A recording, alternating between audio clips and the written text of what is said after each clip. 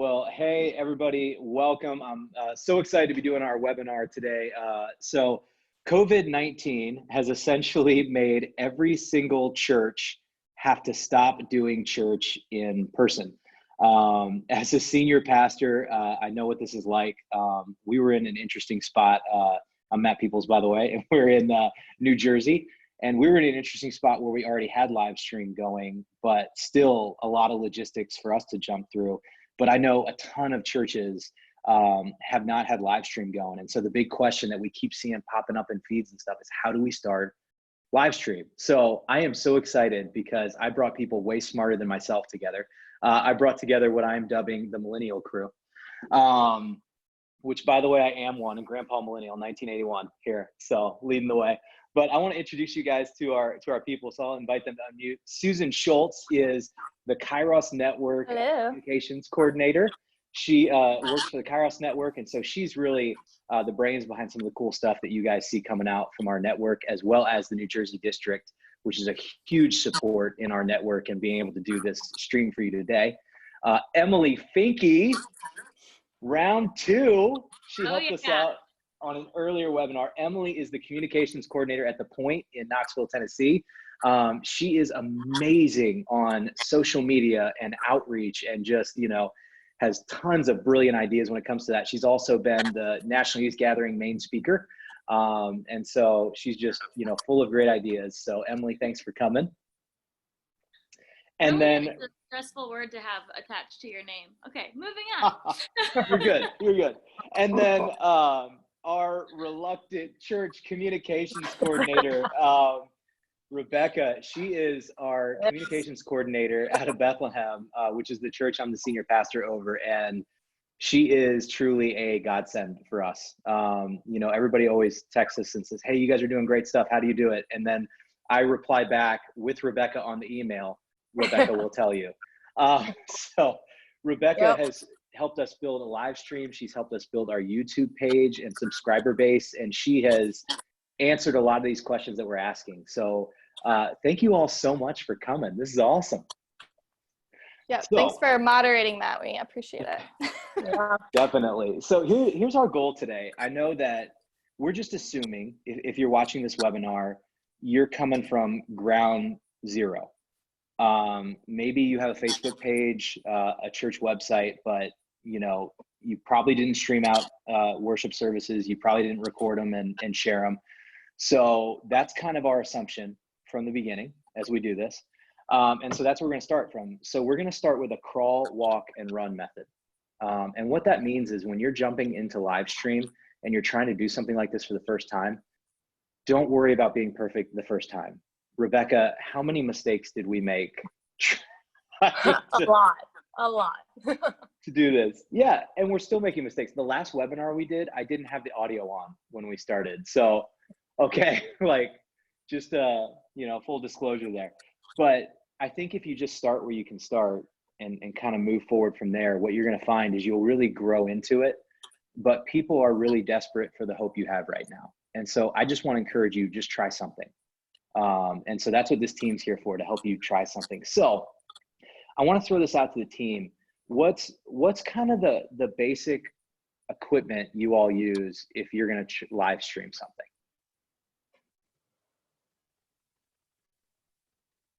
I mean, basic. I mean, I just have I have an iPhone, which is helpful, and then also just my MacBook. You can do it from your computer. I know we're using Zoom right now, but we're using it through our laptops and possibly our phones.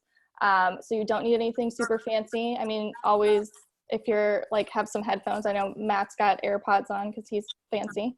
But it doesn't cost a whole lot of money just to get started and to start, playing around. I mean, that's my advice. And let me ask you all a question. Why headphones? Why are we wearing earbuds and different things like that a lot of times when we talk and we're trying to do this versus just setting the phone up? And it prevents feedback. It prevents background noise from coming in. So it is super important to have some type of headphone on, just to have better audio. I mean, eventually, as you get better at this, you may want to splurge on better microphones and things like that, which I have some links for some microphones that are good to invest in. But yeah, to get started, just having headphones helps with audio being a little bit clearer. Cool. That's really good. And then Rebecca, what do you kind of suggest if somebody's starting with like kind of no equipment? What kind of things might they have around that would help them dive in?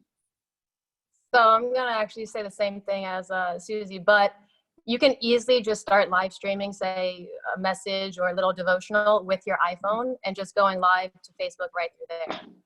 That doesn't cost any money. Anybody can do it. Everybody has the ability to go live on Facebook without signing up for anything special or anything that's more, out there. But that would be the cheap option of doing it. But if you had, say, a couple $100 and you wanted to be able to have different shots you could take, I would recommend getting the Mevo.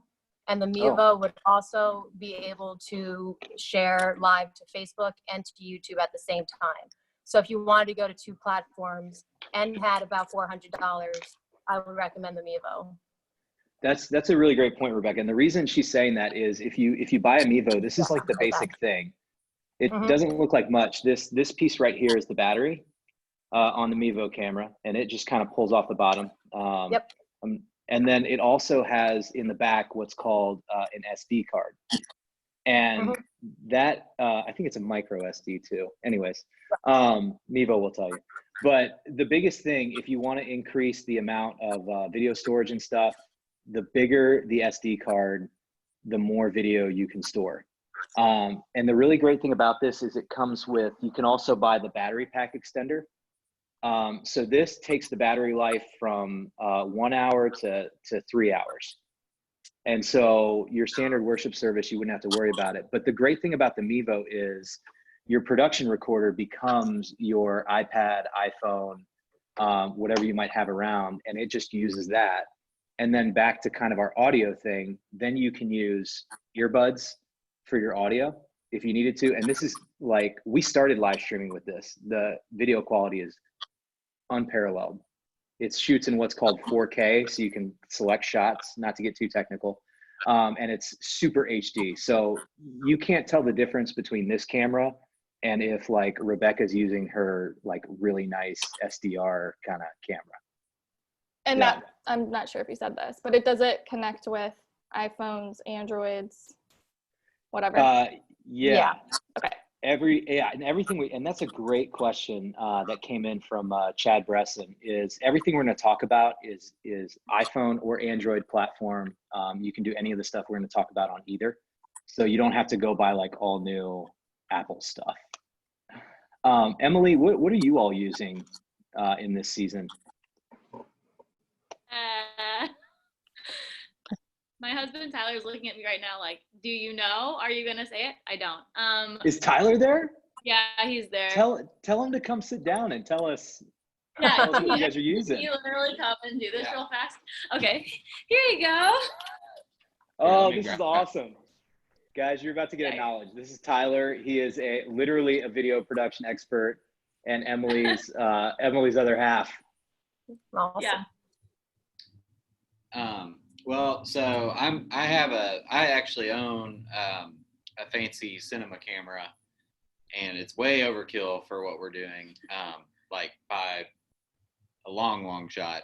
But essentially, we're doing a hybrid of stuff that I own. So I have lights and stuff here and everything like that. So we're just basically plugging my commercial production equipment in with our live stream equipment that we normally use on Sundays. So Sunday being portable, we put our live stream cart in last so we could pull everything we need off of it, and then we're gonna turn our apartment into a little studio here. That's awesome. Kind of do so that. But yeah, you're what I would call like a video expert as well. So if somebody's like ground zero, what would you suggest they start with? Well, I heard you guys talking about the Mevo. That's a super easy like starting point. Like that's a super easy way to kind of get into stuff. If you have a little bit of money to spend, you could probably look into maybe getting like a Sony Handycam or something like that. and then like a desktop computer you could load live stream onto, and maybe get a feed from like a soundboard or something like that if you have that luxury. You could probably get some of that kind of setup like that for around $1,000 or something like that, and it'll give you a little bit of flexibility as far as like sound, getting the nice sound off of like your soundboard and stuff like that, and you do some different things with graphics and stuff like that. The tricky thing right now, I think, is just everything being on such a short time frame, because Sunday's 4 or 5 days away. So yeah, I would personally, I would go with the Mevo at this point. If you don't have anything, if you're starting from ground zero, I think that's going to be your safest plug and play kind of bet at the moment. Yeah, and somebody just asked, and I think this is great. With a Mevo, does it have live stream, or can we pre-record? And you can do both on the Mevo, which is super helpful. Oh man, Julie, you're jumping ahead. Julie Taylor asks, will we be showing how to set up a YouTube account and how to link it? Yeah, we're gonna dig into some of that. So that's really good. So yeah, let's dig into, so that kind of handles like the hardware side. Let's talk streaming platforms, because we've got all kinds of streaming platform options here. You could spend a ton of money on streaming platforms, but you don't necessarily have to. Like some of the best stuff and some of the stuff that we use, right, Rebecca, is totally free. Yeah. Mm-hmm. Yeah, no, the two that we use are just YouTube and Facebook, and those are free. Awesome. And so why, we've looked at a lot of stuff. Why, Rebecca, do we kind of leverage Facebook and YouTube for our platforms? Well, they both kind of give you two different things, but Facebook for us is really good for people to like interact with it and to share us out. And everybody uses Facebook and everybody uses YouTube. YouTube, we get more views, a little less interaction, but we've been, working on that. I would say though, both of them are really good ones. And the reason we use them is because they're well known. Everybody has a Facebook, everybody knows what YouTube is. Yeah. And I think that's huge. They're already on the platform. And so when you're thinking about live stream, is somebody already in the place that you're trying to go? Because you'll build an audience. And so what I would do is kind of find out where your members are, because that's one of your core that you want to hit with live stream, and what can work for them. And then actually, you don't necessarily have to choose. Rebecca can share with you in the chat. We've got a really great program called Restream that will actually allow you to live stream to one and then automatically live stream to the other simultaneously. And I think the monthly cost on that is how much? I think the monthly was maybe like $19.99. It wasn't too bad. Yeah. So that's one little upcharge that wouldn't be, too bad. Emily, do you all use live stream, right? Or what do you use to live stream? We use livestream.com, and then we push that stream to Facebook.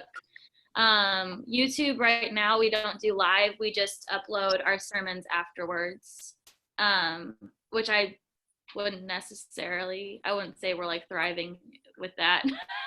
So, but yeah, we use live stream and Facebook, and then we embed the live stream feed to our website. Yeah, I think that is kind of one of the core things with YouTube. Not only is it free, but it's like an automatic archive. So you're not having to reproduce if you don't want to. You can go back into YouTube and set what's called an endpoint. And so you could literally have the message be the first thing that pops up if you want to do that. And you can even change the album covers. And so Rebecca will oftentimes design album covers specific for that YouTube thing, so that when people go back, that's what makes it look really professional with like the title and everything over top. Yeah. We got a couple questions here I want to address as we keep moving forward. From Lori, our sanctuary is really large space, cathedral style. We've done a sermon video before, but I put my phone on the pulpit to record it. So it was pre-recorded. However, live makes a difference in how to pull in the audio from the sound system without getting reverb and background noises. Great kind of question, because we've got a bigger space like that as well. Rebecca, when we were first doing it with the Mevo camera, the Mevo footprint is like super small. So like that, you know, I mean, you can kind of see, like, here, I'll put it next to my head. Not very big, right? So you could actually put this in the center aisle, really close to the speaker, and it'll quickly disappear for people if they're there in person. But you can move this close, and then what you can do is take like your phone or your iPad, move it back to your soundboard, and plug that directly into your soundboard. And you'll get the audio from your soundboard, and you'll get the video from the Mevo. And that's kind of what we did for a while, right, Rebecca? Yep, that's exactly how we did it. We just set up the tripod right in the center. I would be upstairs. I had a mini iPad, and I would just set my shots, and then throughout recording, I would just jump cuts to whichever one would work out best. Cool. I'm going to take, can you share, Emily, with us kind of how the live stream platform works in the background? Because you've seen that before. Yeah. Like what questions? Oh, so like how could somebody like use the live stream platform from a phone? Do they have to have like a computer set up and stuff like that? Yeah, you can live stream from your phone with the live stream app. And we do the computer on Sundays. Actually, we're going to be using a computer in this season too, because there's just a little bit more available on the desktop version or laptop, whatever, on the computer version. But you can easily hop on and do a live thing from your phone as well. Cool. And then we'll actually take some time to show you how to set up like a YouTube account. It's so simple, it's not even funny. But before we do that, Susan, at your church, like you guys had no live streaming, no video going on. And what are you all doing to start kind of moving live? Yeah, so we are using Zoom, which is what we're using right now. So you guys can kind of get familiar with that as we speak on it. But Nathan is just gonna host kind of not a webinar, but more of a meeting so that he can see members join and have open conversations with them. Zoom does have different costs to it, and I can put a link over in the chat for that. But no fancy camera is required. He's just gonna put on headphones and lead it. We're starting from basics too, and I'm helping him learn Zoom. And tonight we're going to do our first little Zoom meeting with a group of church members. So we're excited, but it is a learning process, and it's okay to start from knowing nothing. So. Yeah, and here's the cool thing with Zoom. You do pay. It is cheaper. You don't need to get like the, business plan for Zoom. Like you can just get the basic pro, which is I think like less than $20 a month. Yeah. Because it'll give you a user access. And then the other thing you can do, what we're doing on this Zoom chat is we're actually sending it directly to Facebook Live. We could send this directly to Facebook Live, YouTube Live, those platforms, so that the stream's going to the social media platforms, and then you'd get the inner connectivity. So if you have a smaller church, you don't even need to worry about like the webinar feature. Because you could probably get everybody, if you're like under 100, you could get everybody together on Zoom without having to do like a webinar upgrade or anything like that. Or you could just have a couple people leading and then engage with people through the chat feature, kind of like we're doing now for this webinar. So are there any other, on like the platform end, do you guys have anything else to share?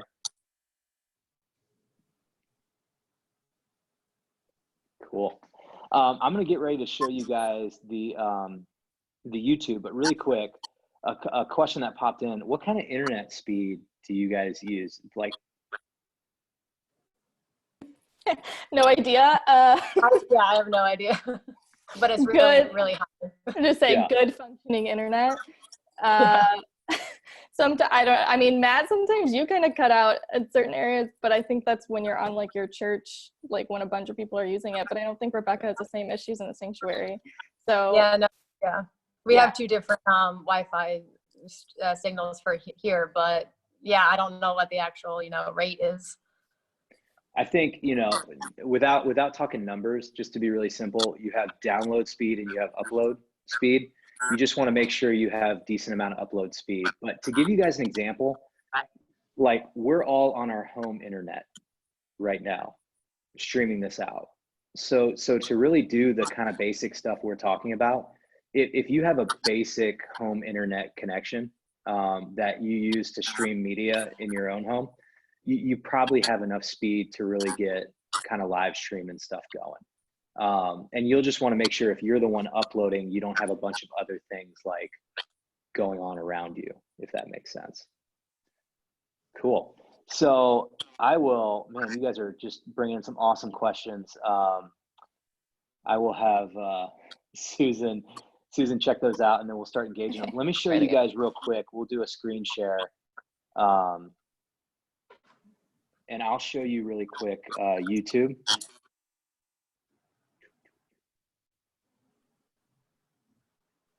So right now what you're seeing is basically our Kairos Network YouTube page. All you would need to do to set up a YouTube, if you have a Gmail, the big secret is you already have a YouTube. So you would just go up here, and if you have a Gmail, you would just go into sign into your account or switch account, and then you'd set it up right there. If you need to set up account, all you would do is go into setup account. Even if you had multiple accounts, you need to set up one for the church. I'd just click here on add account, and it would tell me whether or not I want to add one of my existing. You guys can see I have a bajillion Gmails. I'm sorry. Or I click use another account and then kind of set it up from there. But it's really like, to go any deeper than that, it's really simple. And so I wouldn't necessarily worry about going any deeper. And then once you've set it up, you simply want to set up your page, which I'll show you really quick. I'm really familiar with this one. This is just our page, and some things to keep in mind with the page. Encourage people to subscribe, because then they'll get updates every time you guys are doing stuff. And then if you just click on it, you'll set up like a basic home Hey everybody, Pastor Matt here, and I just want to let you know Sorry, we don't need to watch that. That's kind of a basic video that we put in there to greet people on YouTube. And then we've got our banner page up here as well. And then like, here's where our upcoming live streams are and stuff like that. Rebecca, can you kind of speak to how you set this page up? Yeah, so right now you'll kind of see up where the red button is for subscribe. There's like a little, go higher and to the left, a little camera. Up more on the actual, nope, on the right. Right here? Yep, right there. So if you were to click that, that gives you the ability to upload or to go live. So for us, for when I set up the events for our live stream, if you were to hit go live, it just gives you a little thing to fill out for the title, whether you want it public or not, a thumbnail and stuff like that, and when you want to go live. So you can set that event up. And then from there, we have it set up to our broadcast system, which is a TriCaster. And we just put in our stream key and we put in our stream URL, and then that connects it. And then we just hit go live and we're streaming.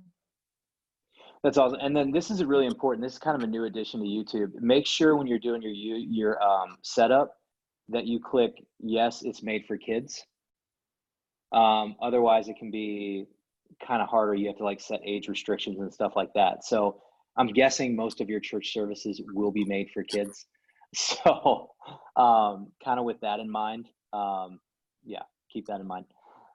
Yeah, so that's kind of the basic there. And then that's if you did it from a desktop. And then really quick, I will show you, actually, I'm gonna stop the share here. Give me a minute to like set up my phone and we can show you kind of how we do it from a phone.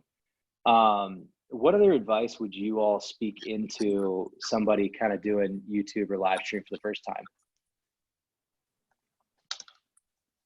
Practice beforehand. Yeah.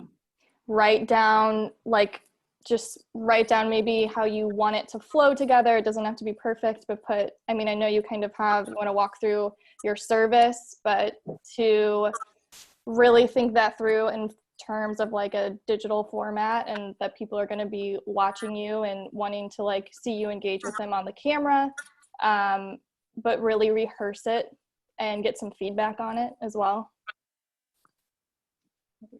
Yeah, I would say something similar too. For me, I'm always up in the AV booth, so we always have a pre-service meeting beforehand so that we all know what's happening and we're on the same page. Because I look for a lot of cues from Pastor Matt and Casey on when to either flip a slide or when to take another shot. So I would, say don't be scared. Do a couple of tests to actually see that your stream is going out, and then just kind of look for the cues that your pastor or worship leader will give you, and that should work out for you. And to bounce off of that, the whole point of doing it live versus putting up a video, like a pre-recorded video, is so you can interact. So be aware of that and participating in that, because otherwise you might as well just record your thing, give it a couple tries, and upload it whenever you want to. Yeah, which is, we'll be sharing a link out with you as well.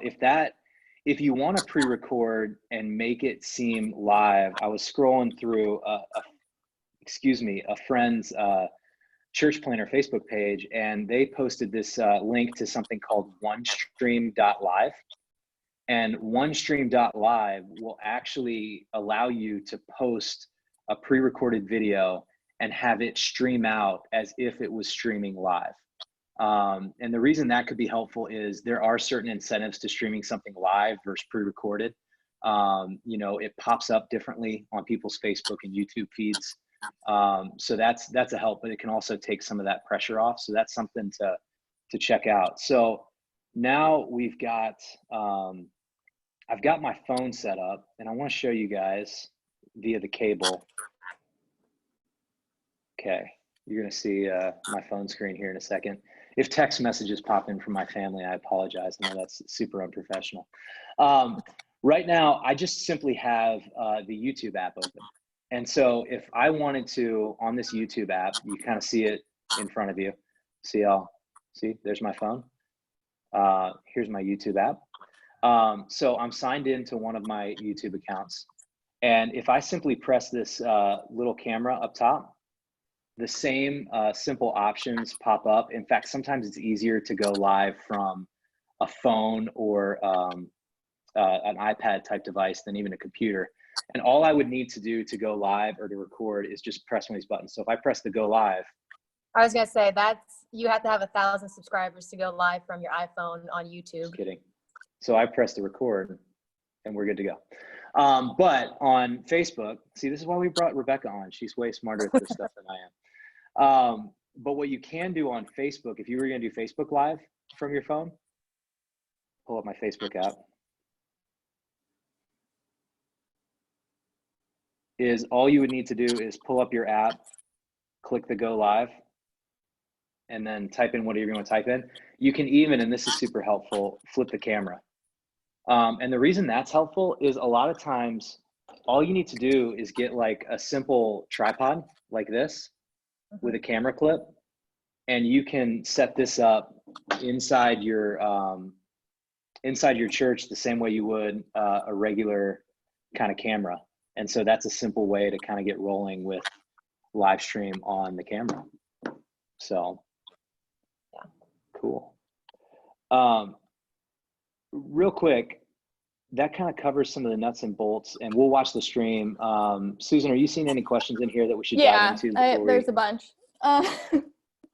Well, I don't know if it's like what you were going to move on to. One, I think Rebecca would know this, is the stream key from YouTube persistent, unchanging? If you're using OBS, or would it stay the same? Can you multicast from YouTube to Facebook Live as well as to your website? So multicast, you would have to do the Restream software that you, I think, linked below. But the stream key will change, but there is the setting that you can mark to say stay consistent. Just make sure you click that, and then once you put that stream key into your software, you'll be fine. But yeah, just kind of always look at that to make sure it hasn't changed, because if that changes, you can't live stream at all. Awesome. That's awesome. I see a couple questions on Zoom, and so let me do this. I'm going to share screen so you see our desktop, which is literally, you're going to see the back end of our Zoom platform here. Just kidding. You're not going to see anybody now. You're just going to see my messy desktop. But that's okay, because Dan Fanko was asking, how do we send it to live stream, Facebook Live through Zoom? What you would do is you'd click on the more, and in this more area would pop up the opportunity. See down here, it says stop live stream or copy streaming leak. This in here would ask you if you want to stream it live. You'd click on that, and then it would ask you like which platform you want to stream to. And so that's kind of how you can do a stream live from Zoom. The other question that Michael Giddings asked, what's up, Michael Giddings, is what's the difference between the different Zoom plans? So what I would say is this: you can use the most basic. It'll always start with the basic feature of doing a simple Zoom call, and how many users can set up that Zoom call. So if you only need like a couple people that are able to set up calls, you can do the very basic plan. We did a tag on. So what you're watching right now is a webinar. And what a webinar means is I can have panelists in front of you, like our panelist crowd right here.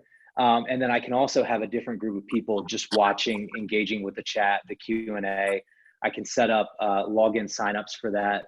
And so that would be like one more tier up. And I think that's like maybe another $40. And then that's another good option for you. Where you're going to pay more money for Zoom is if you're trying to record and save it on the Zoom platform. And then the more storage you need, the more you'd pay. And the more people you want to be able to engage with a webinar over 100, the more you'll pay. So great questions. What other questions do we have popping in we need to address before we like move into the next thing? I mean, did we address like what a stream key is and what it does? That may be a Rebecca question. This definitely. I mean, a question. It's just like a sequence of numbers that will go into your encoder. And that just links the two things together. So they kind of talk to each other once you put the stream URL and the stream code in. That's pretty much what it does. Okay. And when you were figuring that out for the first time, did you find that it was easy to get like help videos and stuff like that? Oh, yeah. Just search Google, search YouTube. You'll definitely find a lot of videos that are helpful. Awesome. So the next kind of question I had that I think is really important for live streaming is, you know, moving beyond hardware and platforms, like how should we actually be setting up this live stream for worship? And should it be exactly the same as the service we're already doing and just thrown up for everybody to see? Or should we be kind of keeping in mind that, hey, this is a live stream audience and not an in-person audience?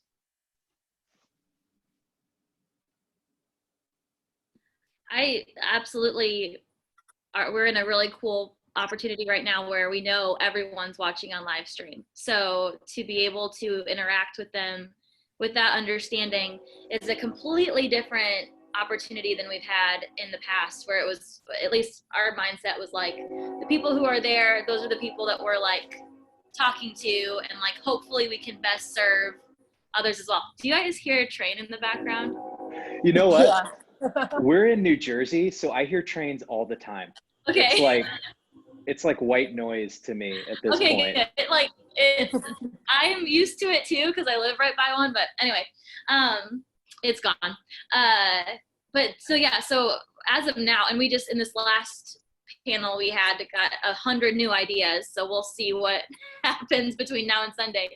But as of now, our plan is to start live stream. I'm gonna be on this couch with, you know, the camera and stuff, and just start off by being like, hey, so this is different, you know, this is new, like just acknowledge it for what it is and tell people right off the bat the importance of engaging and what we're going to do to engage, different resources we have available for them, versus a Sunday morning, you know, on your stage being like, good morning, woo! Like it's a completely different, it's a more intimate, intentional thing. So lots of cool ideas on the last one too, but that was our main thing going forward, is just intentionally knowing we're basically talking one-on-one with people, and asking them to engage the way they would, or even more so than they would in person, through various, well, mostly comments and stuff. But yeah, and I think I think on the last webinar, Matt Popovitz had a really great point, and it's just so basic. It almost hurts when you hear how basic it is, but look at the camera. Because if you sit in your church auditorium and you start looking around as if there's people there, even if there's a few people there, it's totally disengaging when you see this versus me just saying, here's the camera right here.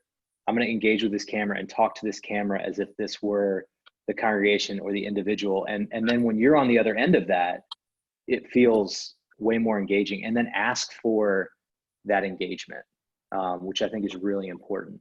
A question popped up before we move on. Two things I don't want to miss that popped up in the chat. Churchonlineplatform.com is a great platform if you have like a streaming service, like a YouTube setup or one of those streaming services. It's a platform that will allow you to set up a church online experience, and it's totally free. You can set up it'll give you your own church online URL.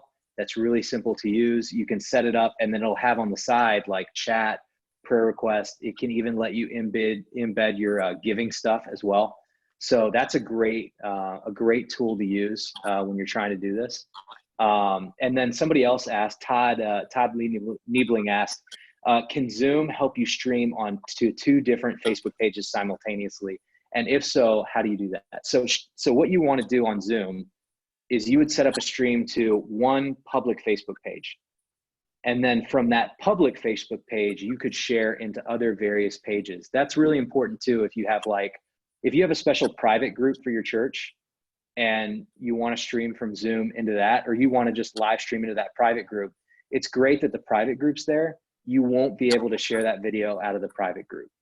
So make sure if you want to share your video, you're in like a public group, if that makes sense. I have a question, actually. Yeah. So as far as Facebook goes, we're always live streaming through our public page, but have you guys played around with watch parties at all? Is it worthwhile to start a watch party on your live stream? I'm going to try that tonight. I have no idea. I haven't used it before on Facebook, at least. That I haven't used, but I've done the premieres on YouTube, and they work out just like a live stream. But Facebook, I have no idea. And Rebecca, hold on. Yeah. Rebecca, somebody asked about the premiere feature on YouTube. Can you speak to that a little more? Yeah, so I've used that a few times when our when our YouTube wasn't working. So pretty much you'll upload a video like you would normally. Instead of doing where you would say, is it unlisted, is it private, is it public? You just set a watch party. And then that allows you to set a time and a date. Set a premiere. That sets a time and a date for when you'll pretty much be live. So instead of it being like a red live sign in the corner, it'll say premiere. And that acts exactly like a normal live stream would, only it's pre-recorded. That's all. And speak to the benefit of doing something like a watch party or a YouTube premiere versus just like streaming it out. I mean, for us today, before I hopped on this, I just got done recording our service for tonight. And I guess the benefit of it is that we're not kind of doing it at night at 7:30. We can do it earlier on and kind of have more time to do other things. But also a good thing for this is that we have members on the staff too, that as soon as it goes live at 7:30, we'll have people that are going to be commenting and, giving feedback to other people that are reaching out. So that's one plus to it, that you'll have more hands to be able to comment and respond to people. That's awesome. So, we talked a little bit about the importance of practicing, but, something to consider is taking your service outside of Sunday. And that's a great way that you could start practicing some of those things. So like we're doing it on a Wednesday. So like if you're trying to live stream for the first time on Easter Sunday, that's going to be high pressure. My suggestion would be, what are some other things you can do to play with your streaming ability and then also be a blessing to your community and the greater community? What are some ideas you all have?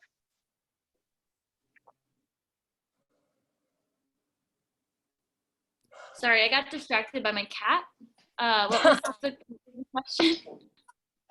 What are some things you can do to kind of like play with live stream outside of Sunday morning, but that could also be a blessing and help build community?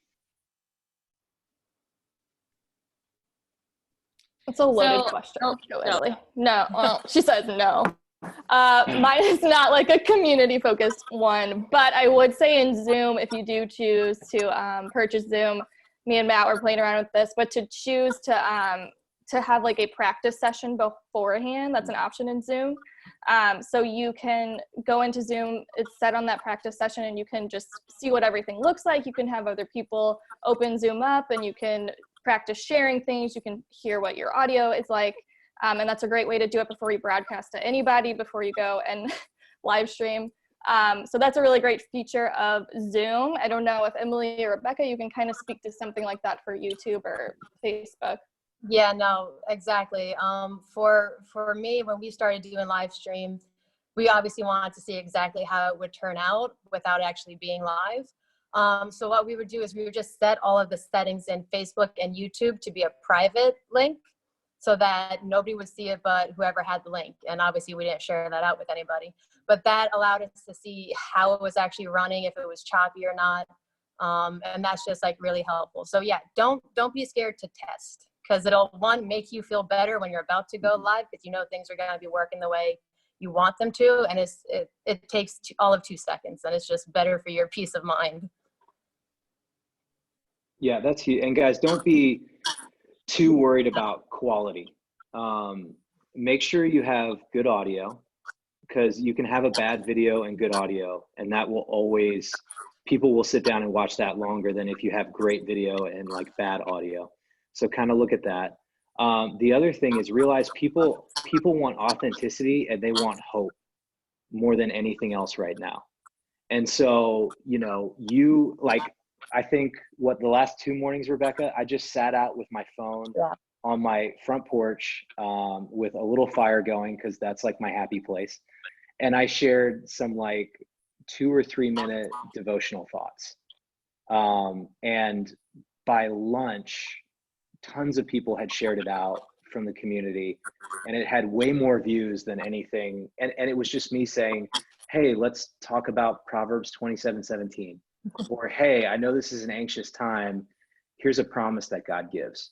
Like, you got to understand, the news cycles are going like crazy, guys. And so, you know, people want you to break in with a little bit of hope. And that's also a great opportunity for you to practice some of these skills. Could you all talk to me really quick about how long should a live stream service be? Should it be as long as a traditional? Rebecca's laughing because we always time back and forth. I mean, in my personal opinion, I feel like it should kind of be the length of a TV show, because that's kind of, you know, where your attention span lasts. So I would say not longer than about 35 minutes, but that's just me. Again, you can do it longer as long as it's more engaging and you're actually like asking people for, you know, how can we pray for you, and then like pray for them live, or just anything like that that's more engaging. But yeah, I would just say not longer than 35 minutes. Mm-hmm. Yeah. And so, you know, as a pastor, I would tell you, you can cut out elements of the service and that would be okay. Or like encourage people to do them together at home and send like PDF copies, but, you know, make it short. There were some great ideas shared on the earlier webinar, impactful ideas for a COVID Easter. So we'll send you guys out that link as well, because there's some great stuff in there. But what I would say is you can make it short and engaging. And it doesn't even necessarily have to be in the church. Like Emily's saying, you know, they're doing it in some multiple homes.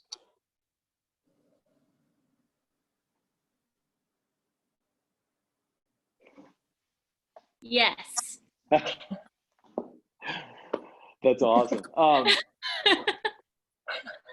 So real quick, if you have some more questions that you want to kind of pop into the chat, go ahead and throw those in. But as far as like the basics go, it is good enough to start with your phone. It is good enough to start with some earbuds. The Mevo camera, like you've heard a bunch of times, they don't sponsor us yet. But the Mevo camera really was the easiest way for us to step into live stream. And you can actually, with the Mevo camera, make it look like you have multiple shots going, because it shoots in what's called 4K. So if you imagine this is bigger than what we need, it'll take little kind of sections of the screen and make it look like different cameras and stuff, which is really cool. The other thing that you guys could start looking at for some of your live stream stuff, especially if you're using a Zoom, you might have noticed at the beginning, we did a countdown. I got that countdown off Igniter Media.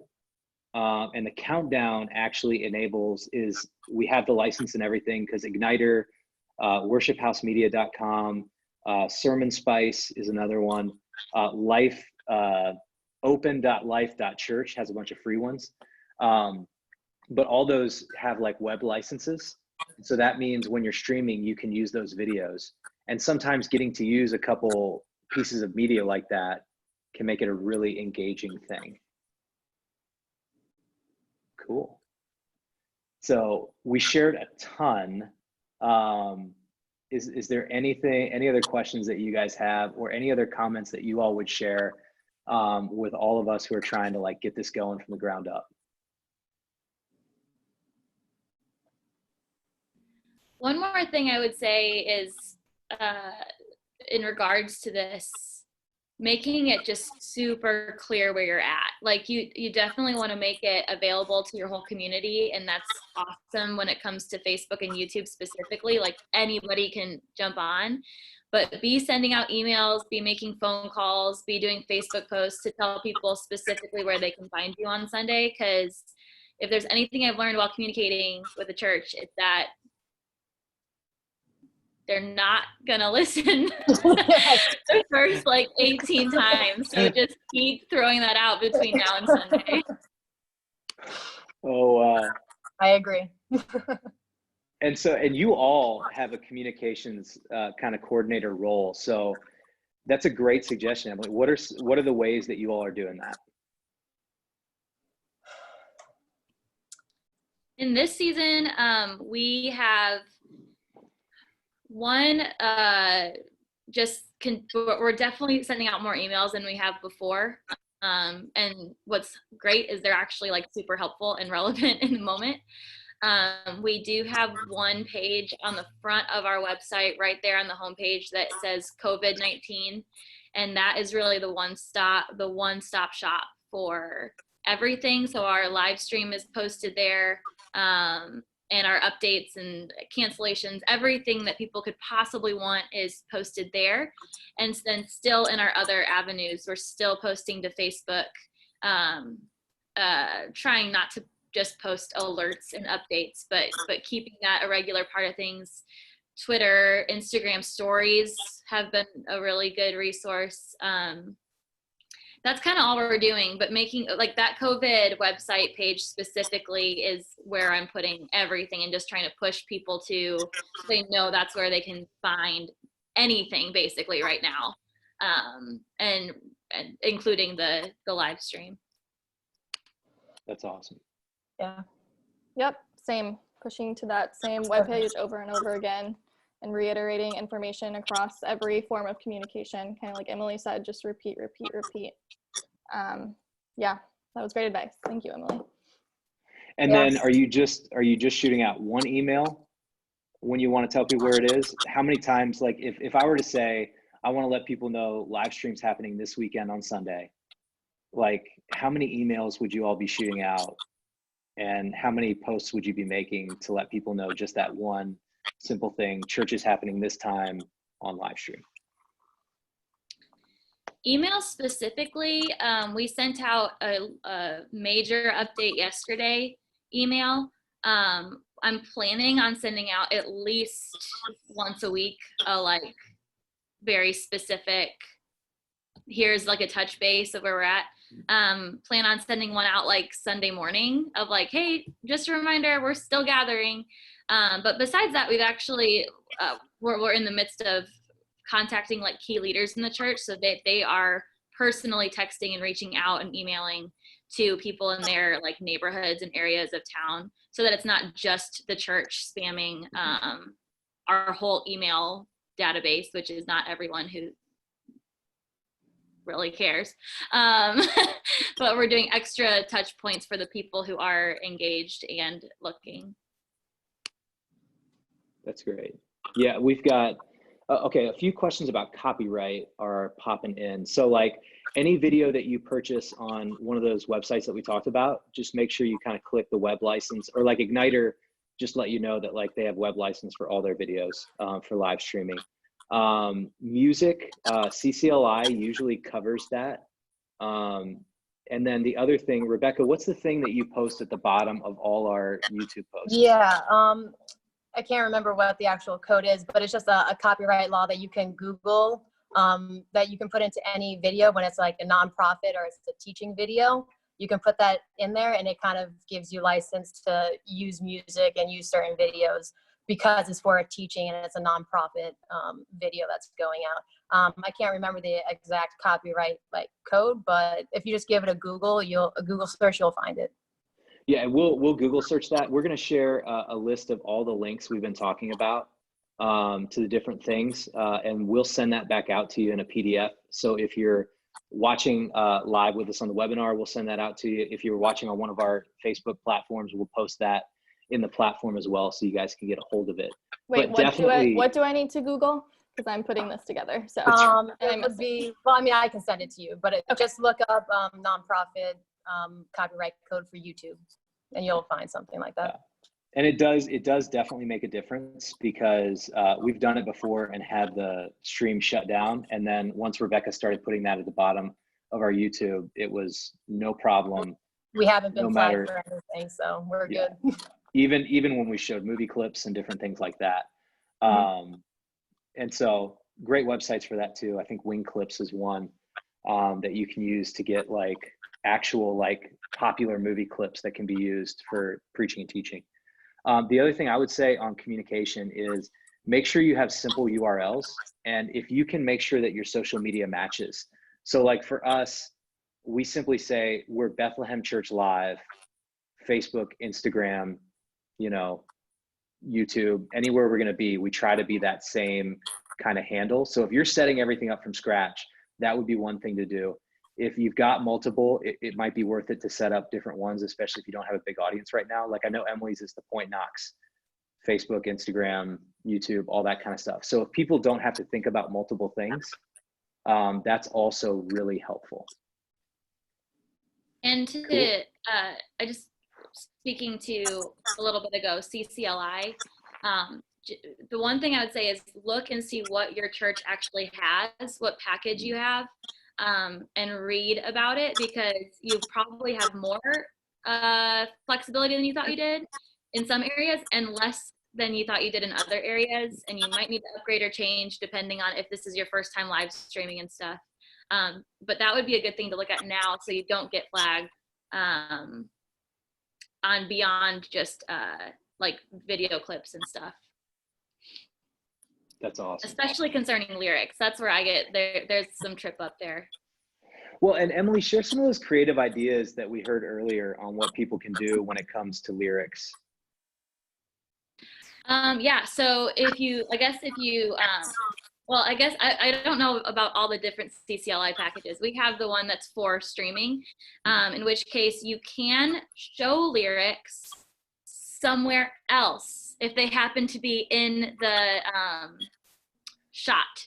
So just in the background on a TV. They're in the background, yeah. So you can have it like on a TV next to you, and that's totally fine. Whereas if it's like typed out or maybe like a screen through live stream or YouTube, I guess haven't done YouTube, that in our package is a no-go. But that doesn't mean that you can't have lyrics available.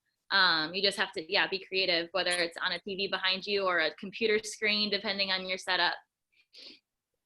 Yeah, you know, another sneaky is the wrong word when we're talking about church. Another wise way, if you pre-record, is you can run it through a closed captioning program.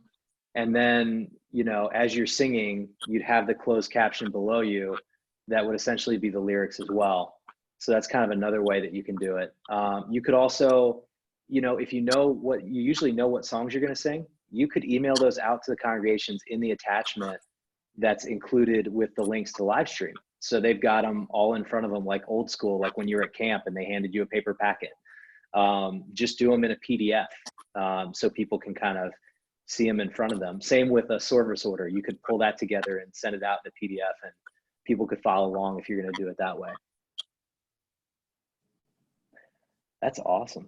You guys are amazing. Thank you all so much for being a part of this.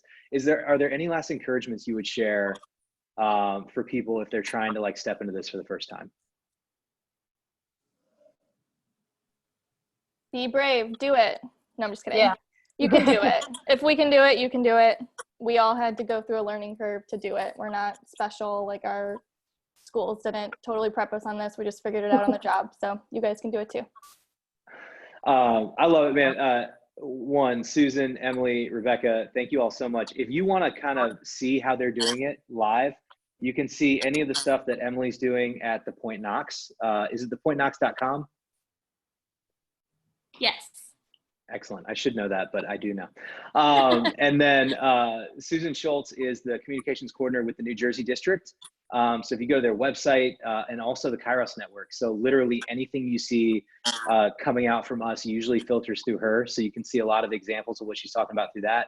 And then Rebecca Koehler is doing literally everything right now for Bethlehem Church Live. So bethlehemchurch.live is where you can find our website. Bethlehem Church Live is where you can find everything online. And if you guys ever have if you see something and you like it and you want to know how to use it, email any of us on here, or just reach out through our church websites. We are happy to share whatever we're doing. Anything we can do to help you get the word out is something that's really close to our heart. So thank you for doing that. Ladies, thank you so much for being willing to join. And if you want to follow this, if you want to catch the repost, go to www.lifewithchurchplanner.com. You can find it on the webinars tab. We'll also send out a link, the same link you used to sign up for this, you can use to share it out. And of course, if you're watching on Facebook, you can share it out there. But thanks a bunch for joining us, and blessings as you live stream out the gospel.